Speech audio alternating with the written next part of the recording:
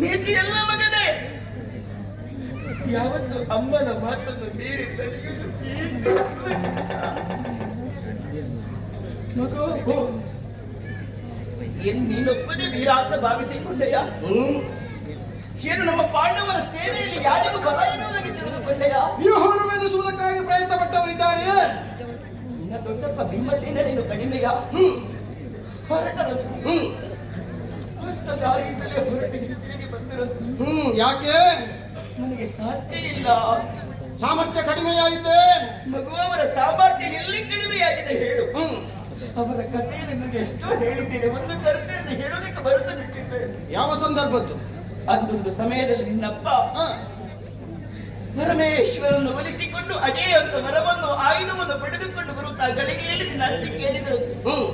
ನಿನಗಿಂತ ಕಿರಿಯವ ಎಂತಹ ಸಾಧನೆಯನ್ನು ಮಾಡಿಬಿಟ್ಟ ಭಕ್ತ, ನೀನು ಬಲಿಷ್ಠ ಬಲಿಷ್ಠ ಎನ್ನುವುದಾಗಿ ಹೆಗ್ಗಳಿಕೆ ಮಾತನಾಡುತ್ತಾ ಇದ್ದಿ.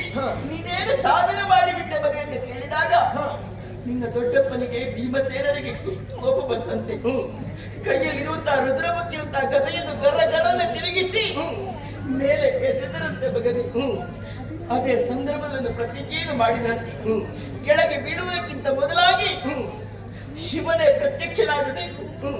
ಒಂದು ವೇಳೆ ಕೆಳಗಿಳಿಯದೆ ಹೋದಂತಾದ್ರೆ ಪರಮೇಶ್ವರ ಕೆಳಗೆ ಬೀಳುವಂತಹ ಗದೆಗೆ ತನ್ನ ತಲೆಯನ್ನೊಡ್ಡಿ ಪ್ರಾಣತ್ಯಾಗ ಮಾಡುತ್ತೇನೆ.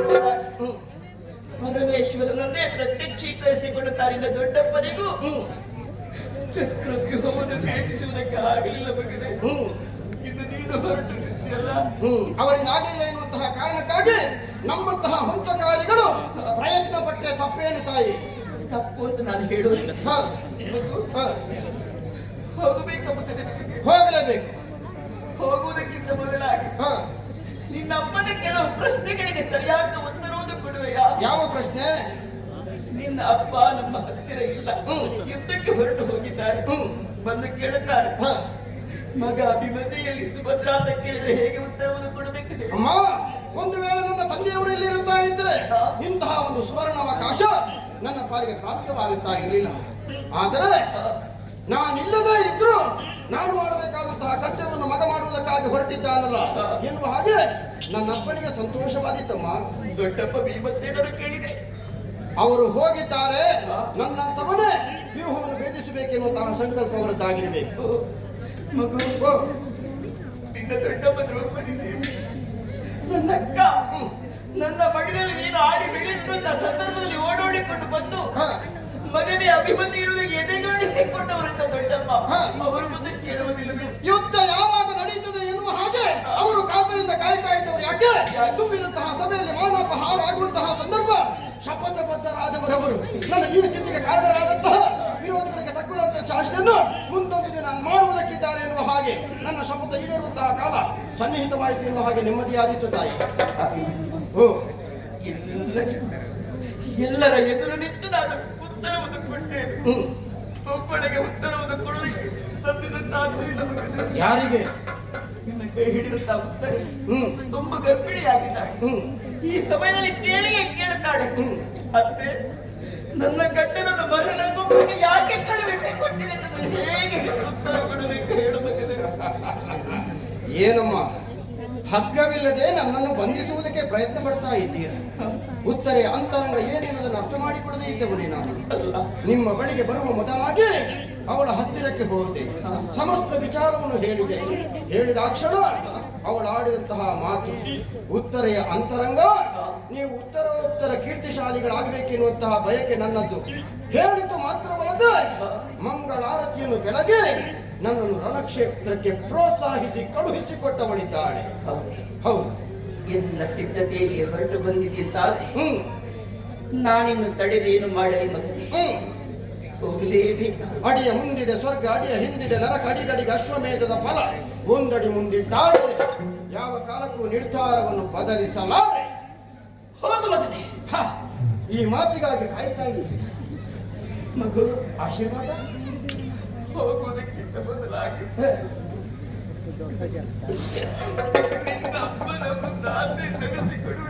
ಅಳತಾ ಹೇಳಬೇಕಾದ ಅಗತ್ಯ ಇಲ್ಲ ತಾಯಿ.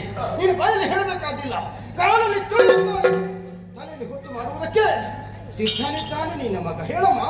ಇದೇನು ಮಗನೇ? ಯಾಕೆ ಶತ್ರುಗಳ ಕತ್ತನ್ನು ಕತ್ತರಿಸಿ ಅವರ ಉಂಡ ಮಾಡಿ ನಮ್ಮನೆ ಕತ್ತನ್ನು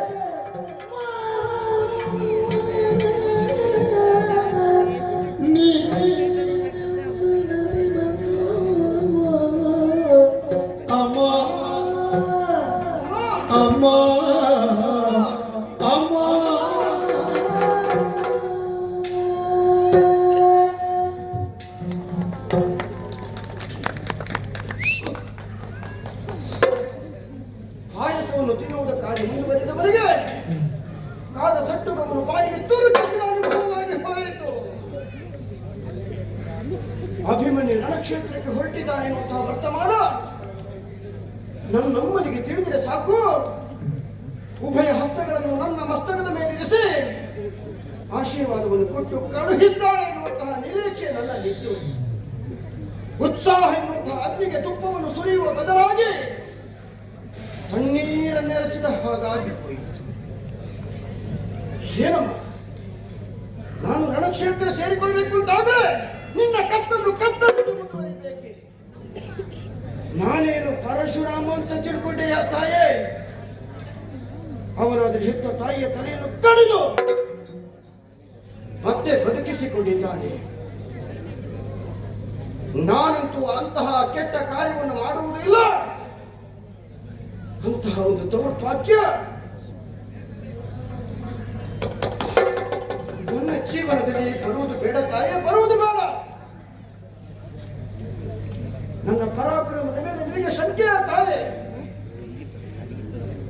ನಾನು ಎಳೆಯ ಕಂದನಾಗಿರುವಾಗ ನನ್ನನ್ನು ನಿನ್ನ ತಂಗಿಯಲ್ಲಿ ಕುಳ್ಳಿರಿಸಿಕೊಂಡು ಹಾಲನ್ನು ಹಣ್ಣನ್ನು ನೀಡುವಂತಹ ಸಂದರ್ಭ, ಜೊತೆಗೆ ವೀರ ಪುರುಷರ ಕಥೆಗಳನ್ನು ಹೇಳುತ್ತಾ ಇದ್ದವಳು ನೀನು.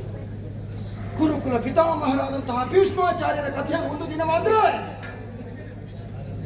ಸ್ವರ್ಗಲೋಕದಿಂದ ಐರಾವತವನ್ನೇ ಧರೆಗೆಳಿಸಿದಂತಹ ನನ್ನಪ್ಪನ ಸಾಹಸದ ಗಾಥೆ ಇದೆಲ್ಲ ಹೇಳುತ್ತಿದ್ದುದು ಯಾಕೆ? ನಿನ್ನ ಮಗನು ಒಬ್ಬ ವೀರನಾಗಬೇಕು, ಶೂರನಾಗಬೇಕು, ನನ್ನ ಧೀರನಾಗಬೇಕು, ಕೀರ್ತಿಶಾಲಿಯಾಗಬೇಕು ಎನ್ನುವಂತಹ ಹೆಬ್ಬಯಕೆ ನಿನಗೆ ಇರಲಿಲ್ವೇ? ಇದ್ದದ್ದೇ ಹೌದು ಅಂತಾದ್ರೆ ತಡೆಯುವುದರಲ್ಲಿ ಅರ್ಥವಿಲ್ಲ ತಾಯಿ. ಪವಿತ್ರವಾದ ಯದುಕುಲದಲ್ಲಿ ಸಂಜನಿಸಿದವಳು ನೀನು, ವೀರ ಪಾರ್ಥನ ಕೈ ಹಿಡಿದವಳು, ಶ್ರೇಷ್ಠವಾದಂತಹ ಚಂದ್ರವಂಶಕ್ಕೆ ಸೊಸೆಯಾಗಿ ಬಂದವಳು, ವೀರ ಅಭಿಮನ್ಯುನ ತಾಯಿ ಎಂದೆನಿಸಿಕೊಳ್ಳಬೇಕು, ವೀರಮಾತೆಯಾಗಿ ನೀನು ಕಂಗೊಳಿಸಬೇಕು ಎನ್ನುವಂತಹ ಬಯಕೆಯೊಂದಿಗೆ ನಿನ್ನ ಮಗ ರಣಕ್ಷೇತ್ರಕ್ಕೆ ಬಂದು ನಿಂತಿದ್ದಾನೆ. ನನ್ನ ಪರಾಕ್ರಮದ ಮೇಲೆ ನಿನಗೆ ಶಂಕೆ ಮೂಡಬಾರದು. ಯಾಕೆ? ಹರಿವು, ಕಳವಳ, ಭೀತಿ, ಕಂಪನ, ಸ್ಖಲನೆಗಳೆಂಬ 6 ದೋಷಗಳಿಲ್ಲದೆ ವೀತ ಭಯನಾಗಿ ಹುಟ್ಟಿಕೊಂಡ ಕಾರಣ ನಾನು ಅಭಿಮನ್ಯು ಎನಿಸಿಕೊಂಡಿದ್ದೇನೆ. ನಾನು ಹುಟ್ಟಿದಂತಹ ಸಂದರ್ಭದಲ್ಲೇ ದೇವತೆಗಳಿಗೆ ವಿಶೇಷವಾದಂತಹ ಹಬ್ಬವನ್ನು ಏರ್ಪಡಿಸಿದ್ದಾರಂತೆ. ಅವರಿಗೂ ಶಂಕೆ ಮೂಡಲಿಲ್ಲ. ದೊಡ್ಡಪ್ಪ ನಂಬಿದ್ದಾರೆ. ನಿನ್ನ ಆಶೀರ್ವಾದಕ್ಕಾಗಿ ಕಾಯ್ತಾ ಇದ್ದೇನೆ. ಅಮ್ಮ, ತಡೀಬೇಡ, ತಡೆಯದಿರು, ಕಳುಹಿಕೊಡು, ಆಶೀರ್ವದಿಸು ಅಮ್ಮ. ಸುರಿವ ಕಂಬನಿಯಲ್ಲೋ ಸುರಿವ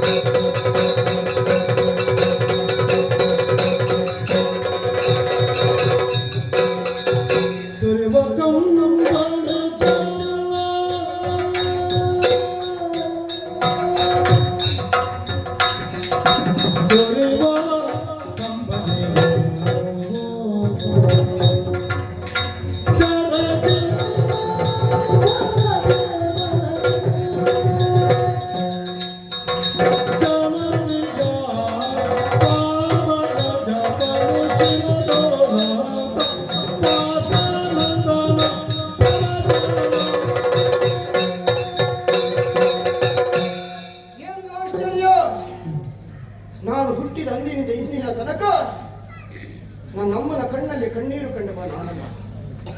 ಇದು ಧಾರಾಕಾರವಾಗಿ ಕಣ್ಣೀರು ಸುರಿಸ್ತಾ ಇದ್ದಾಳಲ್ಲ.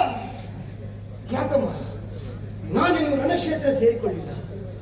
ಯಾವುದೇ ಒಬ್ಬ ವಿರೋಧಿ ನನ್ನ ಶರೀರಕ್ಕೆ ಬಾಣ ಪ್ರಯೋಗಿಸಿದ್ದಿಲ್ಲ. ನನ್ನ ಶರೀರ ಘಾಸಿಯಾಗುತ್ತಿಲ್ಲ. ಒಂದು ಬಿಂದು ರಕ್ತ ಭೂಮಿಗೆ ಬಿದ್ದದ್ದಿಲ್ಲ. ಆದರೂ ನೀನು ಯಾಕೆ ಕಣ್ಣೀರು ಸುರಿಸ್ತಾ ಇದ್ದಿ? ಅರ್ಥವಾಯಿತು ತಾಯಿ. ಮಗನಿಗೆ ಯಾವುದೋ ಒಂದು ಆಪತ್ತು ಕಾದಿದೆ ಎನ್ನುವ ಹಾಗೆ ದೂರಾಲೋಚನೆ ನಿಲ್ಲಿಸಿಕೊಂಡಂತಹ ನೀನು ಈ ರೀತಿ ದುಃಖಿಸ್ತಾ ಇದ್ದೀಯ. ಅದು ಅಲ್ಲ ಅಂತಾದ್ರೆ ಗಂಡಿಗೆ ಗಂಡಾಗಿ ಹೆಣ್ಣಿಗೆ ಹೆಣ್ಣಾಗಿ ಇರುವ ಒಬ್ಬನೇ ಒಬ್ಬ ಮಗ. ಯಾವ ತಾಯಿ ಆಗಲಿ ಮಕ್ಕಳನ್ನು ಕಳೆದುಕೊಳ್ಳುವುದಕ್ಕೆ ಇಷ್ಟಪಡುವುದಿಲ್ಲ. ಒಂದು ವೇಳೆ ಕಳೆದುಕೊಂಡಳು ಅಂತಾದ್ರೆ ಪುತ್ರ ಶೋಕ ಎನ್ನುವುದು ನಿರಂತರವಾಗಿ ಬಾಧಿಸ್ತಾ ಇರುತ್ತದೆ. ತನಗೂ ಆ ದೌರ್ಭಾಗ್ಯ ಬರ್ತದೆ ಎನ್ನುವ ಹಾಗೆ ಯೋಚಿಸಿ ಯೋಚಿಸಿ ಕಣ್ಣೀರು ಸುರಿಸ್ತಾ ಇದ್ದೀಯ. ಯಾಕಮ್ಮ ಸ್ವಾರ್ಥಿಯಾಗಿ ಯೋಚಿಸ್ತಾ ಇದ್ದೆ? ಸ್ವಾರ್ಥ ಭಾವನೆ ಯಾರಿಗೂ ಸಲ್ಲದು. ನಿಸ್ವಾರ್ಥ ಮನೋಭಾವನೆ ಬೇಕು. ಯಾಕೆ ಗೊತ್ತೇ? ನಮ್ಮ ಪಾಂಡವರ ಪಕ್ಷವನ್ನು ಸರಿಯಾಗಿ ನೋಡುತ್ತಾಯೇ. ಗಂಡನನ್ನು ಕಳೆದುಕೊಂಡಂತಹ ಹೆಂಡತಿಯರೆಷ್ಟು, ಮಕ್ಕಳನ್ನು ಕಳೆದುಕೊಂಡಂತಹ ತಂದೆ ತಾಯಂದಿರೆಷ್ಟು, ಅಣ್ಣ ತಮ್ಮಂದಿರನ್ನು ಕಳೆದುಕೊಂಡಂತಹ ಅಕ್ಕ ತಂಗಿಯಂದಿರಷ್ಟು ತನ್ನ ಮಗನ ಹೆಗಲ ಮೇಲೆ ತಮ್ಮ ಶವಯಾತ್ರೆಯಾಗಬೇಕು ಎನ್ನುವ ಹಾಗೆ ಬಯಸಿದಂತಹ ತಂದೆ ತಾಯಿಗಳು ಕಣ್ಣೀರು ಸುರಿಸ್ತಾ ಇದ್ದಾರೆ. ಅವರೆಲ್ಲ ಪ್ರಾಣ ತ್ಯಾಗ ಮಾಡಿದ್ದಾರೆ. ಯಾಕೆ ಗೊತ್ತೇ? ಅವರ ಮನೆಯನ್ನು ಉಳಿಸುವುದಕ್ಕಾಗಿ ಎಲ್ಲ ತಾಯೇ ಪಾಂಡವರಿಗೆ ಹಸ್ತಿನಾವತಿಯ ಸಿಂಹಾಸನವನ್ನು ದೊರಕಿಸಿಕೊಡಬೇಕು ಎನ್ನುವ ಉದ್ದೇಶದಿಂದ ವೀರಾವೇಶದಿಂದ ಹೋರಾಡಿ ಪ್ರಾಣ ತ್ಯಾಗ ಮಾಡಿದ್ದಾರೆ. ಅವರ ಪ್ರಾಣಕ್ಕೆ ಬೆಲೆ ಇಲ್ಲವೆ ತಾಯೇ? ಉಳಿದವರ ಕಣ್ಣೀರಿಗೆ ಬೆಲೆ ಇಲ್ಲವೆ? ಹಾಗಿದ್ರೆ ಸತ್ತವರ ಆತ್ಮಕ್ಕೆ ಶಾಂತಿ ಸಿಗಬೇಕು ಅಂತಾದರೆ ಗೌರವಾದಿಗಳ ನಿರ್ನಾಮ ಆಗಲೇಬೇಕು. ಅದಕ್ಕಾಗಿ ಹೊರಟು ನಿಂತಿದ್ದೇನೆ. ತಡಿಬೇಡ ತಾಯಿ, ಆಶೀರ್ವದಿಸು. ನಿನ್ನ ಆಶೀರ್ವಾದಕ್ಕಾಗಿ ನಾನು ಕಾಯ್ತಾ ಇದ್ದೇನೆ. ಅಮ್ಮ, ಹರಸಿ ಕಳುಹಿಸು. ನಾನಿಷ್ಟೇ ಬೇಡಿಕೊಂಡ್ರು ನನ್ನಮ್ಮ ಆಶೀರ್ವಾದ ಮಾಡುವುದಕ್ಕೆ ಮುಂದಾಗುವುದಿಲ್ಲ. ಹಾಗೆಂದು ಹೋಗದೆ ನಿರ್ವಾಹವಿಲ್ಲ. ಯಾಕೆ? ಈಗಾಗಲೇ ಅಭಿಮನ್ಯು ಯುದ್ಧಕ್ಕೆ ಹೊರಟಿದ್ದಾನೆ ಎನ್ನುವಂತಹ ವರ್ತಮಾನ ನನ್ನಂತಹ ಹೊಂತಕ ಯುವಕರಿಗೆ ತಿಳಿದಾಗಿದೆ. ಒಂದು ವೇಳೆ ಮಾತೆಯ ಕಣ್ಣೀರನ್ನು ಕಂಡು ನಾನು ಇಲ್ಲೇ ಉಳಿದೆನೆಂದಾದ್ರೆ ನಾಳೆ ಕರತಟ್ಟಿ ನಗಾಡಿಯ ವೀರಾವೇಶದಿಂದ ಅಭಿಮನ್ಯು ಯುದ್ಧಕ್ಕೆ ಹೊರಟ ಮಾತೆಯ ಕಣ್ಣೀರನ್ನು ಕಂಡು ಹೇಡಿಯಾಗಿ ಮನೆಯೊಳಗೆ ಉಳಿದ ಎನ್ನುವ ಹಾಗೆ ಅವರ ಮುಂದೆ ನಾನು ಅಪಹಾಸ್ಯಕ್ಕೊಳಗಾಗಬಾರದು. ನನ್ನ ನಿರ್ಧಾರ ಏನು? ಬದುಕಿ ಸಾಯುವುದಲ್ಲ, ಸತ್ವ ಬದುಕಬೇಕು. ಅಳಿಯುವುದು ಕಾಯ, ಉಳಿಯುವುದು ಕೀರ್ತಿ. ನಾಳೆ ಬರುವಂಥದ್ದು ಇವತ್ತು ಬರಲಿ, ಇವತ್ತು ಬರುವಂಥದ್ದು ಈ ಕ್ಷಣ ಬರಲಿ, ಎದೆಯೊಡ್ಡಿ ನಿಲ್ತೇನೆ. ನಾವು ಆಯ್ಕೆ ಮಾಡಿಕೊಂಡಂತಹ ಕ್ಷೇತ್ರದಲ್ಲಿ ನಮ್ಮ ಪ್ರಾಣ ಹೋಗಿದೆ. ಅದನ್ನು ಬಯಸುವ ನಾನು ನಮ್ಮ ಆಶೀರ್ವಾದ ಮಾಡದೆ ತಿರುಗೇನಂತೆ ಬೆಟ್ಟ ತಾಯಿಗೆ ನಿಂತಲ್ಲಿಂದ ಪ್ರದಕ್ಷಿಣೆ ಬಂದ್ರೆ ಈ ಭೂಮಿಯನ್ನೇ ಸುತ್ತಿದ ಫಲ ಬರ್ತದಂತೆ. ಹಾಗೆಯೇ ಮಾಡ್ತೇನೆ. ಮಾತೃಭಕ್ತಿಗೆ ಕಲಶವನ್ನು ಇಡ್ತೇನೆ. ಮಾತೆಯ ಪಾದದಲ್ಲಿರುವಂತಹ ಧೂಳನ್ನೇ ಮಹಾಪ್ರಸಾದ ಎನ್ನುವ ಹಾಗೆ ಸ್ವೀಕರಿಸ್ತೇನೆ. ಅದೇ ನನಗೆ ಶ್ರೀರಕ್ಷೆಯಾಗಲಿ, ಅದೇ ನನಗೆ ಶ್ರೀರಕ್ಷೆಯಾಗಲಿ, ಅದೇ ನನಗೆ ಶ್ರೀರಕ್ಷೆಯಾಗಲಿ.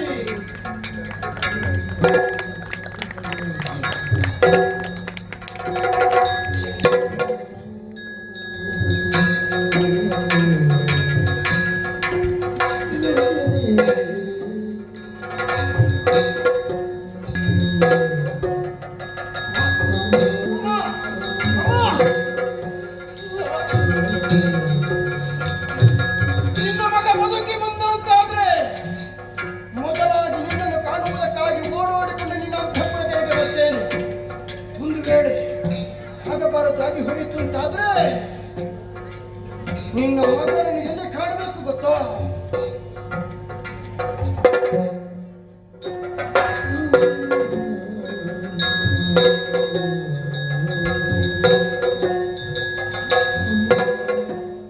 ನಿನ್ನ ಮಗ ಹೋಗ್ತಾ ಇದ್ದಾನೆ,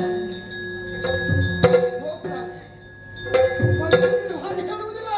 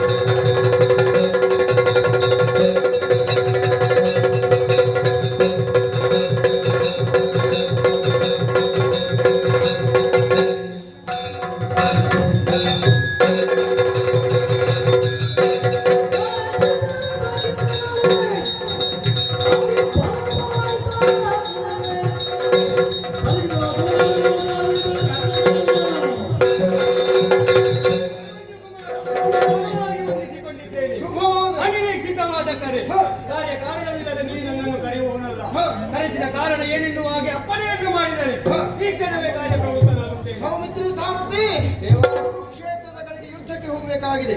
ಉತ್ತಮವಾದಂತಹ ಬರುವುದಕ್ಕೆ ಉತ್ತಮಾಶ್ವಗಳನ್ನು ಬಂಧಿಸಿ ರಥವನ್ನು ಸಿದ್ಧಗೊಳಿಸಿ.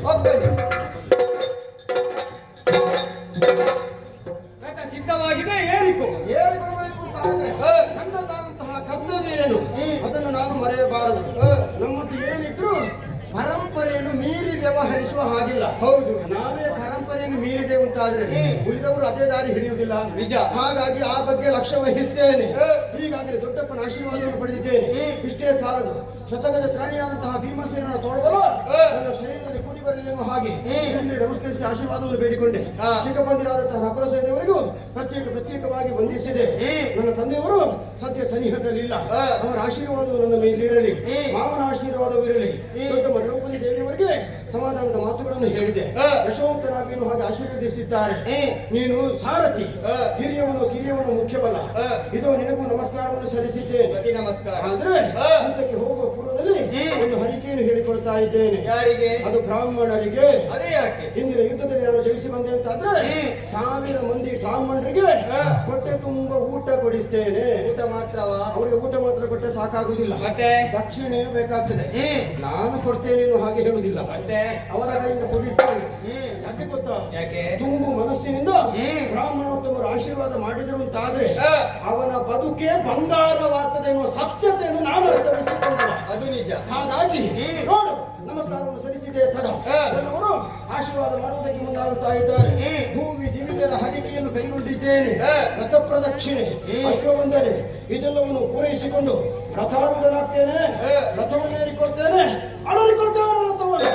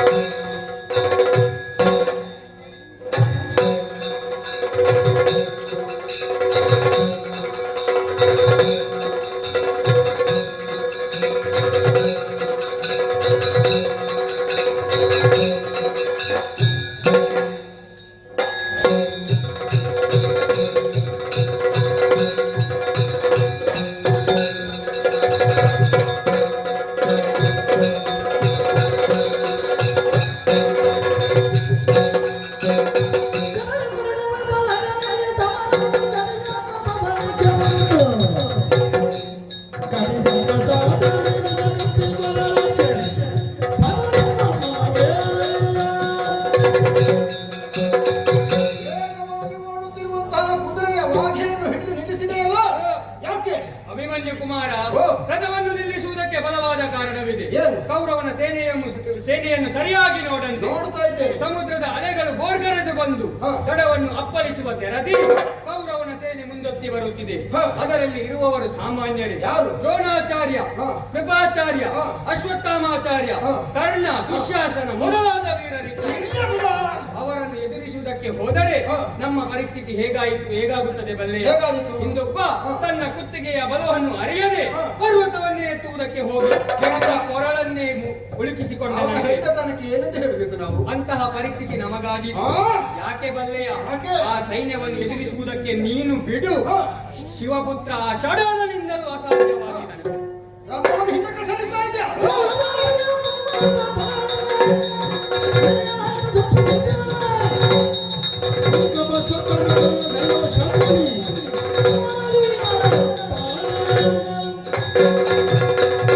ಮರುಳ ಸಾರಥಿಗೆ ನಮ್ಮ ನಾವೇ ಹೊಗಳಿಕೊಳ್ಳಲಾಗದು ಸುಪ್ರಸಿದ್ಧ. ಹ್ಮ್. ನಮ್ಮನ್ನು ನಾವು ಹೊಗಳಿಕೊಂಡ್ರೆ ಹಾ. ಅದು ಆತ್ಮದ್ರೋಹವಾಗ್ತದೆ. ಹ್ಮ್. ಕೆಲವರಿದ್ದಾರೆ ಅವರನ್ನೇ ಅವರು ಹೊಗಳಿಕೊಳ್ಳುವುದು, ಇನ್ಯಾರು ಹೊಗಳುವುದಿಲ್ಲವಲ್ಲ.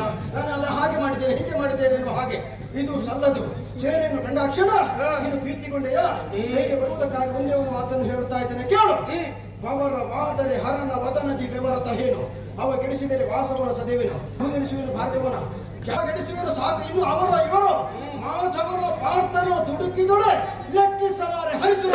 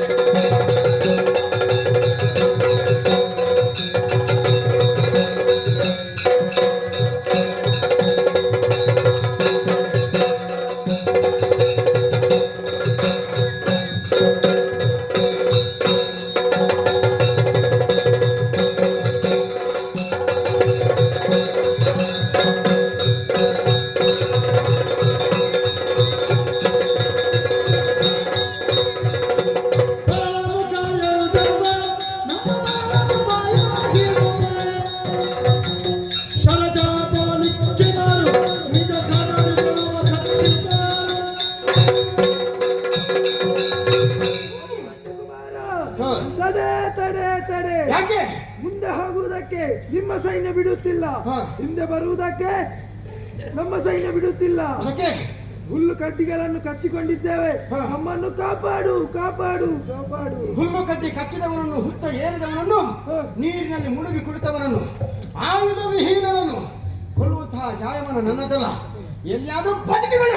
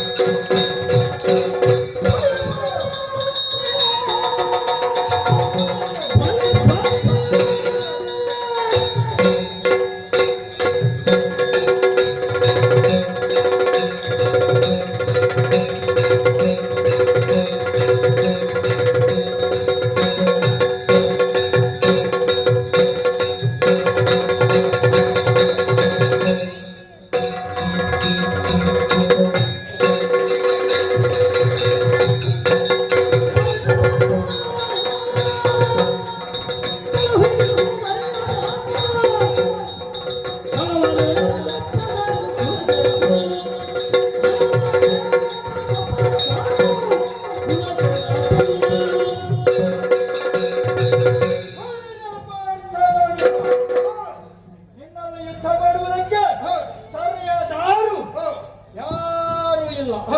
ಆದ್ದರಿಂದ ಮೂಗಿನ ಮೇಲೆ ಬೆರಳಿಟ್ಟು ತಲೆದೂಗಿ ಕೊಂಡಾಡ್ತಾ ಇದ್ದೇನೆ. ಓಹೋ ನಿನ್ನಂಥ ಕುಲ ರಕ್ತಪ್ರಾಯನನ್ನು ಪಡೆದ ನಿನ್ನವೇ ಸುಭದ್ರಾ ಮಾತೆಯ ಗರ್ಭಪಾವನವಾಯಿತು. ಮಾತ್ರ ಅಲ್ಲ, ನಿನ್ನ ತಂದೆ ಪಾರ್ಥ ಕೃತಾರ್ಥನಾದ. ಆದರೆ ಕೇವಲ ಹೊಗಳಿಕೆಯಿಂದ ಉಬ್ಬಿ ಮತ್ತೆ ಸಾಯಬೇಡ, ನೀನು ತರಳ ಆಗಿರಬಹುದು. ಒಂದೇ ಒಂದು ಬಾಣ ಪ್ರಯೋಗಕ್ಕೆ ಅದರ ರುಚಿಯನ್ನು ಅನುಭವಿಸ.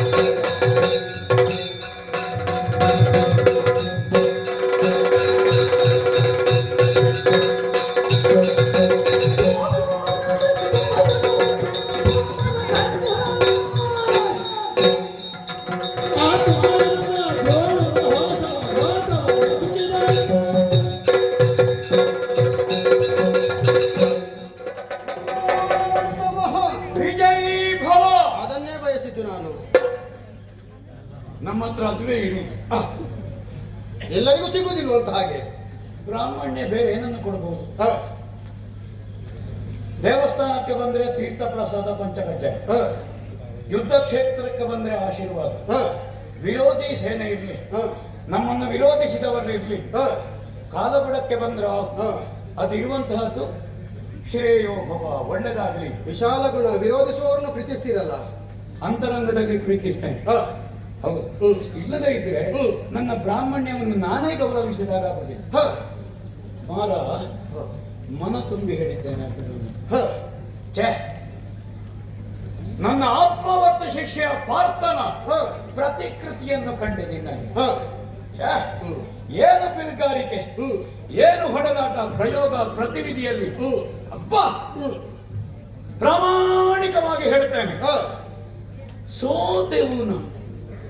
ನಿಮ್ಮಂತಹ ವಾಗ್ಮಿಗಳ ಮಾತು ಕೇಳುವಾಗ ಒಂದೊಂದು ಶಬ್ದಕ್ಕೂ, ಯಾಕೆ ಒಂದೊಂದು ಅಕ್ಷರಕ್ಕೂ ವಿಶೇಷವಾದಂತಹ ಅರ್ಥ ಇರ್ತದೆ. ಸೂಚ್ಯಾರ್ಥ ಬೇರೆ, ಗೂಢಾರ್ಥ ಬೇರೆ, ಭಾವಾರ್ಥ ಬೇರೆ, ವ್ಯಂಗ್ಯಾರ್ಥ ಬೇರೆ, ಹೀಗೆ ಬೇರೆ ಬೇರೆ ಅರ್ಥಗಳ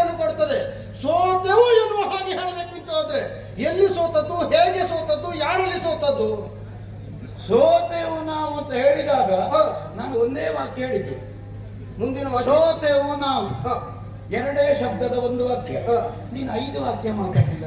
ಈಗ ಮಾತುಗಾರ ನಾನು ನೀನು. ಮತ್ತೆ ನೀವೇ ಹೇಳುದು ಗುರುಗಳು ಯುದ್ಧ ಮಾಡ್ತಾರೆ ಅಂತ. ನನ್ನ 2 ಶಬ್ದದ ಒಂದು ವಾಕ್ಯಕ್ಕೆ ನೀನು 5 ವಾಕ್ಯ ಹೇಳಿದ್ದು. ಯಾರು ಯುದ್ಧ ಮಾಡ್ಬೇಕಾ ಅವರೇ ಮಾಡ್ಬೇಕು, ಯಾರಿಗೆ ಯುದ್ಧ ಮಾಡ್ಬೇಕಾ ಅವರೇ ಮಾಡ್ಬೇಕು. ಹ. ಈಗ ಅಭಿಮಾನದ ಮಾತುಗಳು. ಸರಿ. ಹಾಗಾದ್ರೆ ಏನಲ್ಲಿ ಸೋತೆವು? ಹ. ಅದು ಒಂದು. ನೀ ಗೆದ್ದದ್ದೇಗೆ ಗೊತ್ತುಂಟ? ಹೇಗೆ? ನಾವು ಸೋತ ಕಾರಣ ನೀ ಗೆದ್ದು. ಯಾವುದರಲ್ಲಿ ಸೋತದ್ದು? ಯುದ್ಧ ಆಗಿದೆಯಾ ನಮಗೆ? ಯುದ್ಧ ಆಗ್ತಾ ಉಂಟಲ್ಲ. ನಾ ಸೇನಾಧಿಪತಿ ಅಲ್ವ? ಹೌದು. ನನ್ನ ಸೇನೆಯ ಸ್ಥಿತಿಯನ್ನು ಕಂಡು, ಹ. ನೀನು ಯುದ್ಧ ಮಾಡುವ ವೈಖರಿಯನ್ನು ಕಂಡು, ಹ. ಅವಾಗ ನನಗೆ ಹ. ಪ್ರಾಯ ಆಗಿ ಹೋಯ್ತು. ತಡವಾಗಿ ಹುಟ್ಟಬೇಕಾಗಿತ್ತು ಅಂತ ಖಂಡಿತ ನನಗೆ ಪ್ರಾಯದ್ದು ಗೊತ್ತೇ ಆಗುದಿಲ್ಲ ರಣಕ್ಷೇತ್ರದಲ್ಲಿ. ನನಗೆ ಪ್ರಾಯ ಅದು ನಿಮಗೆ ಗೊತ್ತಾಗುದಿಲ್ಲ, ಹ. ನನಗೆ ಗೊತ್ತಾಗ್ತದೆ. ಹ. ಹೌದು. ಆದ್ರೂ ಯೌವನ ಆ ಉಲ್ಲಾಸ ಉತ್ಸಾಹ ಕಾಣ್ತದೆ. ನಿಮ್ಮೊಟ್ಟಿಗೆ ಕಾಣಿಸಿಕೊಳ್ಳಬೇಕಲ್ಲ ಏನಾದ್ರೂ ಮಾಡಿ. ಇಲ್ಲದ್ರೆ ಸೇನಾಧಿಪತ್ಯ ಕೊಟ್ಟವನ ಹೇಳುವುದಿಲ್ಲ ಯಾಕೆ ಇವರನ್ನು ತೆಕ್ಕೊಂಡು ತಿರುಗಾಟ ಮಾಡ್ತಾರೆ ಅಂತ. ಹೌದು. ನಿಂತಲ್ಲೇ ತಿರುಗಬೇಕಷ್ಟೇ, ಸ್ವಲ್ಪ ಆಚೆ ಈಚೆ ಹೋಗುದು. ನಾನು ಕುಣಿಯೋದಕ್ಕಿಂತ ಹೆಚ್ಚು ಸ್ವಲ್ಪ ಇದು ಕುಣಿತದೆ, ಹಾಗೆ ಕುಣಿದಾಗ ಒಂದು ಮೈಯಿಂದ ಸೋಲು ಮತ್ತು ಮನಸ್ಸಿನಿಂದ ಸೋಲು. ಎಲ್ಲದಕ್ಕೂ ಕಾರಣ ಮನಸ್ಸು. ಯಾಕಂದ್ರೆ ಕೆಲವೊಮ್ಮೆ ನಾವು ಹೇಳ್ತೇವೆ, ಮನಸ್ಸು ಮಾಡಿದ್ರೆ ಉಂಟಲ್ವೋ, ಮನಸ್ಸು ಮಾಡ್ಲಿಲ್ವೋ. ಹಾಗಂದ್ರೆ ಮನಸ್ಸು ಕಾರಣ. ಪ್ರಪಂಚವನ್ನು ಗುರುತಿಸುವುದಕ್ಕೆ ನಾಮರೂಪಾತ್ಮಕವಾದ ಜಗತ್ತಿನಲ್ಲಿ ಕೇಳುವ ಕಿವಿ, ನೋಡುವ ಕಣ್ಣು, ಮೂಸುವ ಮೂಗು, ನಕ್ಕುವ ನಾಲಿಗೆ, ಮುಟ್ಟುವ ಚರ್ಮ, ಶಬ್ದ, ರೂಪ, ರಸ, ಗಂಧ, ಸ್ಪರ್ಶ, ಅದಕ್ಕಿಂತ ಭಿನ್ನವಾದದ್ದುಂಟು, ಅದು ಮನಸ್ಸು. ಅದನ್ನು 6ನೇ ಇಂದ್ರಿಯ ಅಂತ ಕರೆದಿದ್ದೇವೆ. ಇದೆಲ್ಲ ಸೋಲುವುದು ಯಾವಾಗ? ಮನಸ್ಸು ಇದ್ದವಾಗ ಸೋಲಲ್ಲ. ಅವರು ಮನಸ್ಸಿಲ್ಲದೆ ಕೆಲಸ ಮಾಡಿದ್ರು, ಹಾಗಣ ಸೋತು. ಅವರು ಮನಸ್ಸು ಮಾಡಿದ್ರೆ ಉಂಟಲ್ಲ, ನಾವು ಸೋತ ಮೇಲೆ ಸ್ವಲ್ಪ ಮನಸ್ಸು ಮಾಡಬೇಕಿತ್ತು, ಸ್ವಲ್ಪ ಹಗುರ ಮಾಡಿದೆ. ಹಾಗಾದ್ರೆ ಮನಸ್ಸು. ಈ ಹೂ ಎಷ್ಟು ಪರಿಮಳವಾಗಿದೆ, ಮೂಸಿ ನೋಡು. ಹೂವನ್ನು ಮೂಸಿದವನ್ನ ನೋಡ್ಲಿಕ್ಕೆ ಅಂತ ಉಂಟು, ಬುದ್ಧಿಯ ಕಣ್ಣಿನಿಂದ ನೋಡು. ಇವರ ಹಾಡು ಬಹಳ ಚೆನ್ನಾಗಿದೆ, ಕೇಳಿ ನೋಡು. ಕೆಲವರು ಹಾಡುವಾಗ ಮುಖ ನೋಡಬಾರದು, ಹಾಡು ಮಾತ್ರ ಕೇಳಬೇಕು. ಹೌದಾ? ಹಾಗಾದ್ರೆ ಯಾವುದರಿಂದ ನೋಡಬೇಕು? ಬುದ್ಧಿಯ ಕಣ್ಣಿನಿಂದ ನೋಡು. ಹಾಗೆ ಬುದ್ಧಿಯ ಕಣ್ಣಿನಿಂದ ಮನಸ್ಸು ನೋಡಿದ್ರೆ ನಿನ್ನ ಯುದ್ಧ ವೈಖರಿಗೆ ಸೋತೆವು. ನಾನು ನೋಡಿಯೇ ಸೋತದ್ದು ನೀವು. ಬೇಡ ಅಂತ ಕಾಣ್ತದೆ. ಯಾವುದು? ನಿನಗೆ ನನಗೆ ನನಗೆ ಮತ್ತೆ ಈ ಒಂದು ಗೆಲುವಿನ ಹಂತದಲ್ಲಿ. ಹೌದಾ? ಜನರು ಅದನ್ನು ಗುರುತಿಸಿದ್ರು, ಹೌದಾ, ಅನುಭವಿಸಿದ್ರು. ಈ ಅನುಭವದಲ್ಲೇ ನೀನು ವಿರಾಮ ತಕೊಂಡ್ರೆ ಇಲ್ಲ. ನಾವೆಲ್ಲ ವಿರಾಮ ತಗೊಳ್ಳುವ ಕ್ರಮವೇ ಇಲ್ಲ. ನಾವು ಎಷ್ಟನ್ನು ಮಾಡಬೇಕು ಅಷ್ಟನ್ನು ಮಾಡಿಯೇ ರಂಗದಿಂದ ನಿರ್ಗಮಿಸುವುದೇನು ಹಾಗೆ ತೀರ್ಮಾನಿಸುತ್ತೇನೆ. ದಾಕ್ಷಿಣ್ಯ ಆಗ್ತದೆ ಮಗ, ನನಗೆ ಪ್ರಾಯ ಆಯ್ತು. ನಿಮಗೆ ಯಾಕೆ ದಾಕ್ಷಿಣ್ಯ? ಯಾಕೆ ದಾಕ್ಷಿಣ್ಯ? ಯಾಕೆಂದ್ರೆ ಶಿಶು ಹತ್ಯೆಯ ಪಾತಕ ಕಂಜುವೆ. ನಾನೊಬ್ಬ ಮನುಷ್ಯ ಅಲ್ವೋ? ನನಗೊಬ್ಬ ಹೃದಯ ಇಲ್ವೋ? ನನ್ನ ಹೆಂಡತಿ ಒಂದು ಮಗುವನ್ನು ಹೆರಲಿಲ್ವೋ? ಆ ಮಗುವಿನ ಬಾಲ್ಯವನ್ನು ನೋಡ್ಲಿಲ್ವೋ? ಹಾಲು ಕುಡಿಲಿಕ್ಕಿಲ್ಲದೆ ಬಡತನದಿಂದ ಬರ್ಲಿಲ್ವೋ ಇಲ್ಲಿಗೆ ಹೊರಡಾಡಿಕೊಂಡು? ನನ್ನನ್ನು ಶಿಶು ಎನ್ನುವ ಹಾಗೆ ಹೇಗೆ ಗುರುತಿಸಿದಿರಿ? ತೊಟ್ಟಿಲು ಕಟ್ಟಲಿಲ್ಲ. ಬಹುಶಃ ಸತ್ಯ ತೊಟ್ಟಿಲು ಕಟ್ಟಲಿಕ್ಕೆ ಉಂಟು ನಿಮ್ಮ ಮನೆಯಲ್ಲಿ ಅಂತ ಸುದ್ದಿ. ಸದ್ಯದೆಲ್ಲ ಆಗ್ತದೆ, ಗೊತ್ತುಂಟಲ್ಲ ನಿಮಗೆ. ಶ್ರೀಮಂತದ ಲಡ್ಡು ಕಳುಹಿಸಲಿಲ್ಲ. ನಾವು ವಿರೋಧಿಗಳಿಗೆಲ್ಲ ಕಲಿಸುವುದೇ ಇಲ್ಲ. ಅದಲ್ಲ, ಸಿಹಿ ಕಳಿಸಬಾರದು ಅಂತ ಇಲ್ಲ ಶ್ರೀಮಂತದ್ದು. ಹೌದಾ? ವಿಜಯೋತ್ಸವದಲ್ಲಿ ಒಟ್ಟಿಗೆ ಮಾಡುವ ಇನ್ನು. ಹೌದು, 2 ಬಗೆ ಭಕ್ಷಾಲ ಮಾಡಿ. ಹೌದಾ? ನಾಮಕರಣಕ್ಕೆ ಸರಿಯಾದ್ರೆ ಹೇಳುವ. ನಾಮಕರಣಕ್ಕೆ ನಾನು ಗುಟ್ಟಿನಲ್ಲಿ ಬಂದೇನೆ, ಅದು ತೊಂದರೆ ಇಲ್ಲ. ಅವಾಗ ಯುದ್ಧ ನಿರ್ತದೆ. ಯುದ್ಧ ಸದ್ಯದಲ್ಲಿ ನಿಂತರೆ ಒಳ್ಳೆ. ನಿಲ್ಲುವ ಲಕ್ಷಣ ಇಲ್ವ ಅಂತ ಹುಡುಗರಿಗೆ ನಿಲ್ಲಿಸಲಿಕ್ಕೆ ಮನಸ್ಸು. ಬಿಸಿ ರಕ್ತ ಅಲ್ವಾ? ಆ ಪ್ರಾಯದಲ್ಲಿ ನನಗೆ ಅದಕ್ಕಿಂತ ಹೆಚ್ಚು ಬಿಸಿ ಇತ್ತು. ಆವಾಗ ನೀವು ಇರ್ಲಿಲ್ಲ, ಹಾಗಾದ್ರೆ ನಾವು ಎಷ್ಟು ಬಿಸಿ ಇತ್ತು ಅಂತ ಹೇಳ್ಬೇಕು ಅಂತ ಇಲ್ಲ. ಅದೆಲ್ಲ ಮುದುಕರು ಹೇಳುವಾಗ ನಮ್ಮ ಕಾಲದಲ್ಲಿ ಗೊತ್ತುಂಟ, ಆವಾಗ ಇರ್ಲಿಲ್ಲ. ಹೌದು. ಈ ಕ್ಷೇತ್ರದಲ್ಲಿ ಹೇಳುದು ನಾನು ಅಹಂಕಾರದಿಂದ ಹೇಳುವುದಿಲ್ಲ. ಸಾಧಾರಣ ಭೀಷ್ಮರನ್ನು ಉಳಿದ್ರೆ ಕೃಪರು ಮತ್ತು ನಾವು ವಯೋವೃದ್ಧ. ಹೌದಾ? ಪರಶುರಾಮ ಶಿಷ್ಯರು ನಾವು. ಮಾತ್ರ ಅಲ್ಲ, ನಮ್ಮ ಮನೆಯಲ್ಲೇ ವಿದ್ಯಾಭ್ಯಾಸ ನಡೆಯುತ್ತಿತ್ತು. ಅಗ್ನಿವೇಶದಿಂದಲೂ ಭರದ್ವಾಜರಿಂದಲೂ ನಮಗೆ ವಿದ್ಯೆ ಬಂದಿದೆ. ಆ ಕಾರಣದಿಂದ ಧನುರ್ವೇದದ ಸಿದ್ಧಿ. ಹೌದಾ? ಅಗ್ರಜ ಚತುರ್ವೇದ ಪೃಷ್ಠತಃ ಸಚರಂದಂ ಇದಂ ಬ್ರಹ್ಮ ವಿದಂ ಕ್ಷಾತ್ರಂ ಶಾಪಾದಪಿ ಶರಾದಪಿ. ಬಾಕಿದವರು ಹೇಳುದು ನನ್ನ ಕಿವಿಗೆ ಬಿದ್ದದ್ದು ನನ್ನ ಕುರಿತಾಗಿ. ನೀವು ಮಾತಿನಲ್ಲಿಯೂ ಒಬ್ಬರನ್ನು ಕೊಲ್ತೀರಿ, ಆಯುಧದಲ್ಲಿಯೂ ಕೊಲ್ತೀರಿ, ಗೊತ್ತುಂಟು ನಮಗೆ. ನನ್ನ ನಾಲಿಗೆ ಹರಿದ ಅದು ಬಿದ್ದ ಮೇಲೆ ಯಾರಿಗೆ ಬೇಕು ನಾನು? ಹೌದಾ? ಆ ಕಾರಣದಿಂದ ಈ ಅನುಭವದಿಂದ ನಾನು ಹೇಳುದು, ಈ ಅನುಭವದಲ್ಲಿ ನೀನು ಶಿಶು ಅಂತ. ಸರಿ, ಹೌದಾ ಹಾ. ಆ ಕಾರಣದಿಂದ ಆಚಾರ್ಯ ದ್ರೋಣರು ಧನುರ್ವೇದದ ಪಂಡಿತ. ಆ ಅಭಿಮನ್ಯು ಕುಮಾರ ಮೊನ್ನೆ ಅಭ್ಯಾಸ ಮಾಡಿದ್ದು ಸಾತ್ಯಕೆಯಲ್ಲಿ ಅರ್ಧ, ಕೃಷ್ಣನಲ್ಲಿ ಕಾಲು, ಮತ್ತೆ ನೋಡಿ ಕಲಿತಲ್ಲ ಏನೋ ಇಡೀ ಆಗಿದ್ದಾನೆ ಸ್ವಲ್ಪ. ಈ ಕ್ಷೇತ್ರದಲ್ಲಿ ಭವಿಷ್ಯ ಉಂಟು. ಆ ಹುಡುಗನಿಗೆ ಒಂದು ಸಣ್ಣ ಬಾಣದಲ್ಲಿ ದೊಡ್ಡ ಬೆಟ್ಟು ಹೊಡೆದ್ರಲ್ಲ, ಅಥವಾ ದೊಡ್ಡ ಬಾಣದಲ್ಲಿ ಸಣ್ಣ ಬೆಟ್ಟು ಹೊಡೆದ್ರಲ್ಲ ಅಂತ ಹೇಳಿದ್ರೆ ಆಕ್ಷೇಪ ಯಾರಿಗೆ? ಅವೆಲ್ಲರೂ ಹೇಳ್ತಾರೆ ಹೌದಾ, ಈಗ ಗೆದ್ರು ಸೋತ್ರು ಚಪ್ಪಾಳೆ ನಿನಗೆ, ನನಗೆಂತದಿಲ್ಲ. ಮತ್ತೆ ಈಗ ನೀ ಸೋತಿ ನೋಡಿ, ಇವರಿಗೆ ಬೇಕಿತ್ತ ಆ ಹುಡುಗನಿಗೆ ಹೊಡೆಯುವುದು? ಬೇರೆ ಈ ದೊಡ್ಡವರು ಯಾರು ಸಿಗ್ಲಿಲ್ಲ, ಇವರಿಗೆ ಭಾಷೆ ಇಲ್ಲ. ಅಲ್ಲ ನಾವೊಂದು ಹೊಡೆದರೆ ನೋಡಿ, ಈ ಸಣ್ಣ ಹುಡುಗನಿಗೆ ಹೊಡೆಯುವುದ? ನಾವೆಲ್ಲ ಅಸ್ತ್ರಗಳನ್ನು ಪ್ರಯೋಗಿಸುವಂತಹ ಸಂದರ್ಭ ಅಲ್ಲ, ಕಲಿತದ್ದಿದ್ದರೆ ನಿಮ್ಮಂಥವರನ್ನು ಮಾಡುವುದನ್ನು ನೋಡಿ ನಾವು ಕಲಿತೇವೆ. ಗುಟ್ಟಿನಲ್ಲಿ ಗೊತ್ತುಂಟಾ? ಅದನ್ನೇ ಪ್ರಯೋಗಿಸುದು. ನಾನಿನ್ನು ಕತ್ತಲೆಯ ಕೋಣೆಯಲ್ಲಿ ಅಭ್ಯಾಸ ಮಾಡ್ಬೇಕಾಗ್ತದೆ. ಹೌದಾ ಮಗು?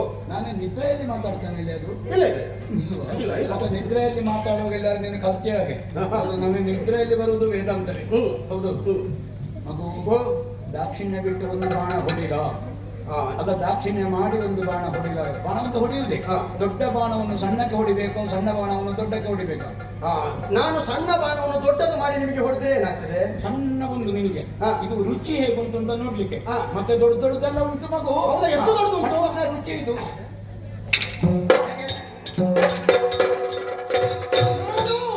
ಶಿಶು